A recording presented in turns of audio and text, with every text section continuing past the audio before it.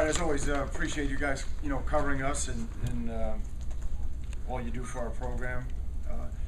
Obviously disappointed about the way we played, and as I said the day after, that. Thank you for saving me, by the way. Again, that's a reflection on me as a coach, and I was very disappointed by the way we played and examined everything, all three phases and in our approach to the game, and clearly we're making some changes and got to make sure that we don't have that again. But clearly I was disappointed, and I'll take responsibility for that. Had real good practice today, spirited practice, and obviously we know the challenge ahead of us in Duke. I think, as their coach said, for 95% of the game on Saturday against Tech, they played about as good as they could play. They're playing very good football right now. It's a team with veterans, real veteran secondary, aggressive 8-man front, very similar to what we saw against Virginia Tech. We have to be patient with the run game because they commit so many guys to it. They're doing a good job against the run, and really have done a good job being in every game this year with their defense. Excellent in the kicking game, kick returns, kickoff coverage, punters outstanding. And then on offense, I think they got a real sharp quarterback, does a great job distributing the balls. Vernon and Varner doing a great job for them. The running backs, in addition to carrying the ball, caught around 50 catches, and don't let the 100 yards a game rushing fool you. One running back's rushing for 6.4 a carry, and the other's 4.6 a carry. So clearly they're running when they feel like they have to run, and obviously they get a lot of catch and runs through their passing game. So with that, I'll open it up to any questions. Al, you mentioned changes, something that you can talk about or expound? Well, again, I just think it's our approach. Again, if I have any regrets, it's that I tried to protect the team too much here over the last 2.5 weeks, given that span of playing 3 games in a condensed period, really on the tail end of 7 straight weeks. And so I'm disappointed in the way we played, and certainly I think that might have something to do with it. There's a lot of other things, though, to be honest with you. Just the way we're practicing, the things that we're practicing, our emphasis, and some of them I can't share with you. But certainly we're trying to get the right personnel in there and also practice the way I think we need to practice here down the home stretch. So there might be some lineup changes. Is that a possibility? Well, I think so. I think you'll see. You're starting to see more of certain guys. You're starting to see more of Daron Dye at tight end, for instance. He missed 7 weeks basically of practice for us, and he's starting to play more at tight end. I think Perry's starting to play more at tight end. I think we feel more comfortable with Eduardo at running back. I think he'll start to play some more. Offensive line, I think Chantrell and Bunch will start to play some more now. Again, I can go on and on, but I just think we're trying to get the right combinations and make sure we approach this game a little bit differently than we approached the last one. You mentioned Dye. What do you see in him? I know he's bounced around. What do you see in him that you like tight end? Yeah, again, I think I was really excited. We moved him towards the tail end of training camp, and then he was suspended, and again, so you're talking, the 10 days before the Maryland game, and then the next, month or so. So now he's just starting to understand it a little bit better, and don't forget when some of the defensive players were not with us in the opener, we had to move Perry back to defense for the opener, and then move him back to tight end. So again, those shifts plus Corey White and Blake being out for the year has really hurt that position, and hopefully those guys will continue to make progress along with Chase and Clive and Asante and improve our spot there. Architect, do you mean less contact work in practice than what? Correct. Yeah. Just physical North Carolina team going the next week against a basically an option team where so you have to be physical there against them, and a lot of cuts, and so I wanted to make sure that you know, we were fresh for that one, and then a Thursday night game. And again, I take responsibility. I don't think we played as well as we need to play. We weren't as focused as we need to be, and clearly we got out executed and to some extent out tough by Virginia. So that falls on my shoulders. Period. Al, Stephen Morris, how tough would that be? How tough was that for a guy who's sitting on the bench mostly since Maryland to come in and try to win the game, Yeah. you know, with 9 seconds left? I think it's tough, but I think Stephen's done a nice job here. I think his maturity, his confidence has really grown. You guys don't really see him too much. We see him a lot in practice, and I'm excited about his development, his maturity, and his knowledge of the game. And I think you all know Stephen is blessed with a strong arm, and he's fast. You know, Stephen's legitimately fast. He's faster than Ja'Cory, and Ja'Cory is you know, doing a lot with his escapability and scrambling right now. So I'm excited about Stephen moving forward and appreciate what he did when he went in the other night. Did you think that pass might have done it, or Might have. while you're watching, did you think, well, maybe we're going to win this game on the last pass? Well, yeah. Well, I don't know. I mean, again, I'm tired of being, you know, just a couple of yards short. To be honest with you, I mean, you know, could we have went, you know, could Eduardo had gone, you know, across the field or to the sideline, that type of thing? Yeah, I mean, but we were answering those questions after Kansas State, you know, and then we put ourselves in that position. You know, we failed to convert a 4th and 1, our fault. We dropped the ball on the 12-yard line. That was on the 13 to 4th and 1, I believe. Dropped the ball, missed a field goal, roughed the kicker, and gave up a fake field goal. Those are like turnovers. So, again, just, you know, really disappointed in that, and I know the team and coaches want to do everything we can to get it fixed this week. How tough is it for a coaching staff to look at, okay, you got to win this week, and then you got 3 more games, then presumably a bowl to get through, and then you start looking ahead. I'm sure at some point in the season you start looking ahead to what this thing might look like next year too. Is it tough to sort of balance all that? Yeah, I think the in your hardest thing, head? Tim, the hardest thing here is, and I mean this with all respect, because everybody in the room has a job to do, and I have a job to do, but my job is to fight you internally, to be honest with you.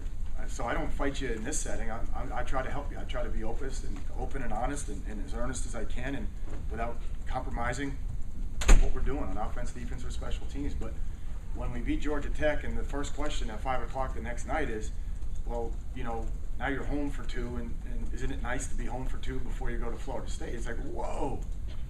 I mean, those days are over. Check college football now. Those days are over. The empires are over.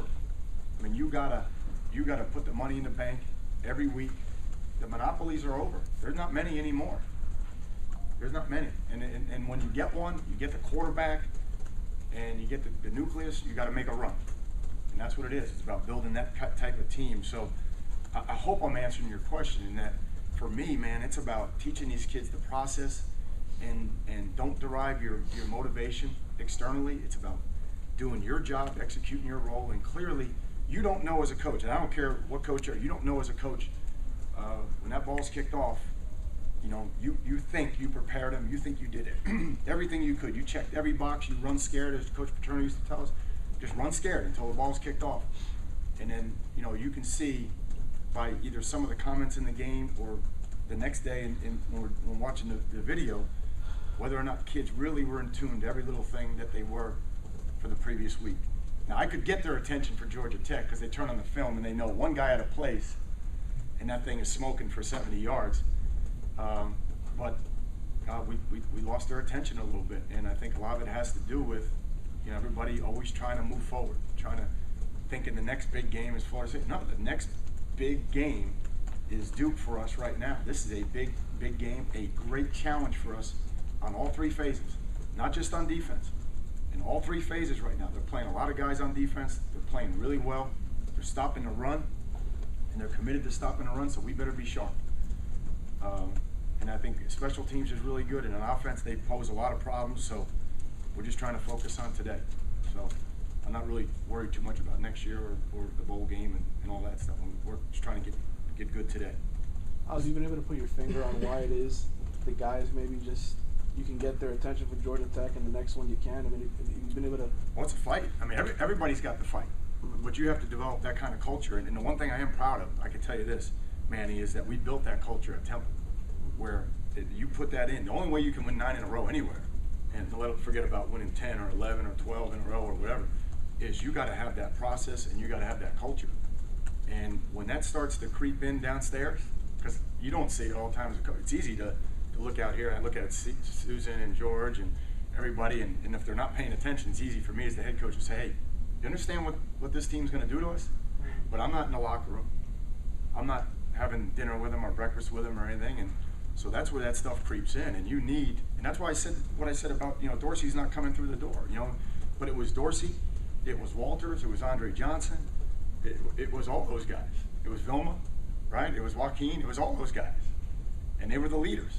And that's what you need, and you need that fabric in your culture to say, whoa, we're not taking this lightly. There is nothing you can do today that is worth compromising the opportunity to play well and win this game. And we're not there yet. I'm just being honest with you, we're not there yet. We'll fight like hell to get it straight. Coach, with some of the big plays that have been in the passing game for the other team, how much of that is pass rush as opposed to maybe the secondary not getting the job done? It's everything. In that game the other night, one was scheme. One they got us on. They really did. Let's be honest. They got us on. And, you know, again, you can go through that.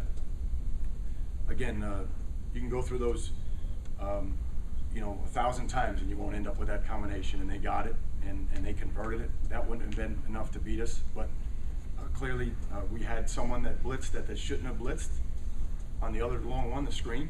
And so we didn't have anybody in the middle of the field. That turns into a touchdown.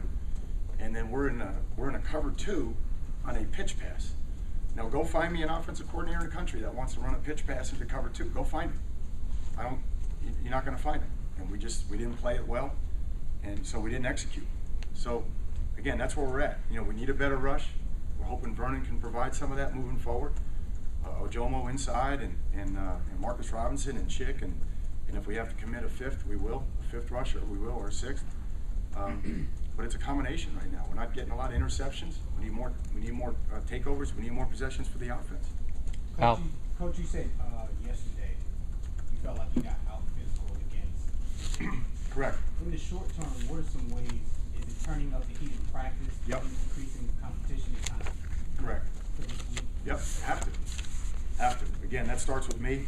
I select the practice, and I can't select today's practice. You know, 2 weeks ago, I got to look at where we're at with the health, what we're facing, and I made a decision. And again, that's the hardest thing to do as a coach, is to trust the team. But when the team gets the trust from the coaches, they have to respond. So, in other words, if I say, "Hey guys, we're going to go out in helmets because it's more important for me for me that we're fresh and fast for the game," you guys have got to respond with the physical nature of the game and bring that. And I don't think we brought it now. Again, did Sean Spence not play physical? No, I mean, you know, he's a man. He's mature, and you know, that's how he is. But we need everybody to play like that, irrespective of what our practice plan is. We gotta get it fixed though. I'm sorry. 4 games in, how is Ray Armstrong playing? I think Ray would, again, I could be the judge and the jury, right? But I think Ray would say he needs to play better. I think Ray's got expectations and goals for himself that are high, and I think we're holding Ray to that standard, and I think Ray would say he needs to play better. So, but we're here, you know, we're partners with him. We're here to help him. We're here to help him. We're here to maximize his ability, because he's clearly not where he needs to be right now. Coach, you mentioned some leaders from years past. 2/3 of the way into the season, where's the leadership on this team as far as where you would like it to be? Correct. That's what I'm saying to you. But just don't misunderstand the point. The point is that you're 4-4, and if you're a senior, here's your opportunity. They had their opportunity. The other guys I mentioned before. Here's your opportunity. Whether it's Sean, Ja'Cory, Tyler Horn, JoJo, all those guys. And it's not just those guys. It's who's our next group. Who's our next group? You know, it's time to step up. You know, and that's what we need to do right now. You know, and again, you have a chance to lead, and you have a chance to finish the season strong and get a big win at home this week, and make sure that we're practicing right and doing all the little things right. So I named some of the guys, but it's time to step up. You know. Do you see any young leaders, Al? The freshman guys? Oh, certainly, yeah. I mean, Chicolo is a leader. Denzel's a leader. I don't think there's any question. I think Philip Dorsett is a leader. You know, in that group, Hearns, again, I want to mix and match classes, but Hearns, Linder, McDermott, those guys are leaders. Again, I'm every time I answer a question like this, I leave a bunch of guys out, but no, I think there's adequate leaders, and we got to do a good job cultivating them, and they got to do a good job getting out of their comfort zone. And again, to answer, to kind of speak to your earlier point, that's part of leadership, is to enter the danger, to be uncomfortable in this room, in this setting, saying, hey, that's not good enough. How do you not know on kickoff coverage what lane you're supposed to be in or what kind of return we're going to see? That's not paying attention to detail. We're not where we need to be yet. We've made progress. Trust me, we've made progress with our discipline and leadership and those types of things, but we're not where we need to be. Al, what is it that's held Bird back this year? I mean, I think he had 2 or 3 catches in that 2-minute drill against Maryland, just like 1 catch the rest of the year. Yeah, I want to be fair to him because again, he had a good practice today. He's working hard, but I mean, I think we would all agree Streeter's playing really well. So is it a function of him being held back or just somebody else playing real well? I think Hearns has played real well. I think our passing game is much improved. I mean, I think it is. In terms of our completion percentage and keeping our turnovers down and explosive plays. We just got to do everything just a little bit better on third down. The days we're having explosive plays with the pass, we need to couple it with the runs, and just need to keep moving forward. We need more possessions on offense right now. Coach, where does Sean Spence as a leader, as a competitor, kind of sit with you, like all time as a coach? All time? Well, he's up there now. All time. Anthony Poindexter at Virginia would be, in that top 3. Sean would be, clearly in that top 3. I mean, and then that's a tough one. And a couple. I'm going to go with my top 2 right now. So I think Sean would be in my top 2. I mean, there's going to be others there, but I'd have to think about it. But I mean, that's the kind of job that he's doing day in and day out, regardless of what the circumstances are.